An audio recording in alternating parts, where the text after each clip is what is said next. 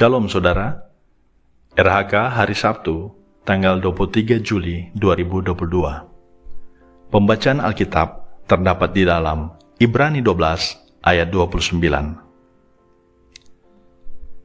Sebelum kita membaca dan merenungkan firman Tuhan, marilah kita berdoa. Bapa di sorga, selamat pagi Bapa. Kami mengucap syukur oleh karena kebaikan-Mu dalam hidup kami. Terima kasih untuk hari yang baru ini ya Tuhan. Sebelum kami memulai segala sesuatu, aktivitas kami hendak membaca dan merenungkan firman Tuhan. Biarlah Engkau bersama-sama dengan kami, menguasai kami, membuat kami mengerti apa yang menjadi kehendak-Mu dalam hidup kami. Terpuji-puji nama-Mu Tuhan, di dalam nama Tuhan Yesus kami berdoa. Amin. Ibrani 12 ayat 29. Sebab Allah kita adalah api yang menghanguskan. Saudara-saudari yang dikasihi Tuhan, tema kita hari ini adalah api yang membinasakan dan api yang menyelamatkan. Keluarga Kristen yang dikasihi dan diberkati Tuhan Yesus. Jika ucapan syukur dan ibadah kepada Allah dilakukan dengan cara yang tidak berkenan, maka Allah adalah api yang menghanguskan. Menghanguskan artinya penghukuman.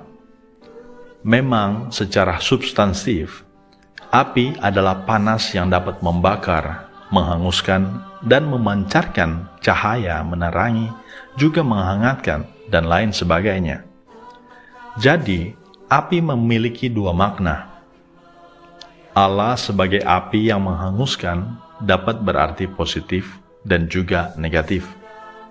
Secara negatif berarti penghukuman, penghancuran, pemberangusan, pembumi hangusan, dan lain sebagainya. Secara positif berarti pemurnian, perbaikan, dapat juga untuk memasak, menerangi kegelapan, dan menghangatkan tubuh. Dalam Perjanjian Lama, Allah digambarkan sebagai api yang negatif, cemburu, marah, murka terhadap dosa, dan lain sebagainya. Dalam bahasa di kalangan teolog disebut hukum deuteronomi, yaitu gigi ganti gigi, mata ganti mata, dosa dihukum mati. Akan tetapi dalam Perjanjian Baru, Allah digambarkan sebagai api yang positif. Allah penuh kasih karunia, pengampunan, penebusan, dan membebaskan serta memerdekakan dari perhambaan dosa. Roma 6 ayat 22-23. Tetapi sekarang, setelah kamu dimerdekakan dari dosa, dan setelah kamu menjadi hamba Allah, kamu beroleh buah yang membawa kamu kepada pengudusan, dan sebagai kesudahannya ialah hidup yang kekal. Sebab upah dosa ialah maut, tetapi karunia Allah ialah hidup yang kekal dalam Kristus Yesus Tuhan kita. Keluarga Kristen yang dikasihi dan diberkati Tuhan Yesus. Api Perjanjian Baru memurnikan, memerdekakan, membebaskan, dan menyelamatkan, tetapi orang Kristen diingatkan.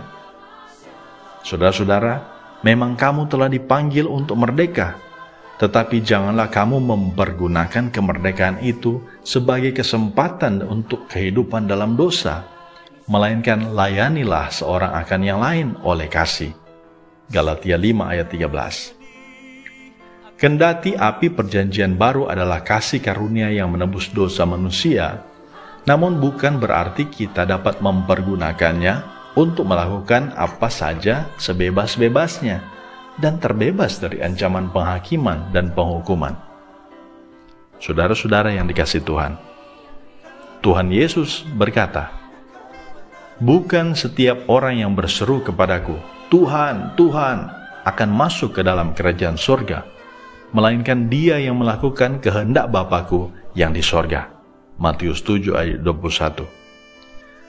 Jadi saudara, bukan setiap orang yang tekun berdoa, rajin beribadah, bersyukur, dan memuji Tuhan akan masuk ke dalam kerajaan sorga.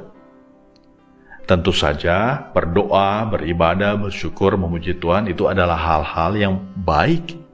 yang harus kita lakukan. Namun saudara, hal ini tidak cukup atau baru setengah jalan. Jika tidak berperilaku menjauhi dosa, tetap api yang penuh kasih karunia itu akan menghanguskan. Kasih karunia adalah peluang, tergantung kita mau menggunakannya atau tidak. Kasih karunia membutuhkan respon. Kasih karunia adalah hadiah yang diberikan cuma-cuma. Hadiah itu akan berguna dan bermanfaat jika kita menerimanya, menggunakan dan melakukannya.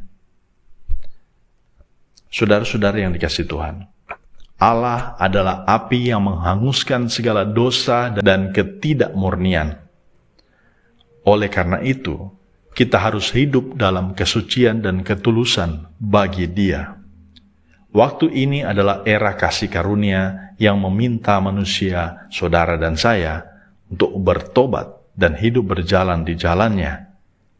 Marilah saudara-saudara, Tuhan Yesus Kristus memanggilmu dan menantimu selagi masih ada waktu. Marilah kita berdoa. Ya Tuhan Yesus, terima kasih karena kasih-Mu tidak menghanguskan dan mematikan, tetapi memurnikan dan menyelamatkan. Engkau menghendaki kami untuk hidup kudus. Untuk itu kami berjuang memelihara kasih karunia-Mu. Tolonglah kami untuk menjaga dan memelihara keyakinan dan sikap hidup kami ini. Di dalam nama Tuhan Yesus kami berdoa. Amin.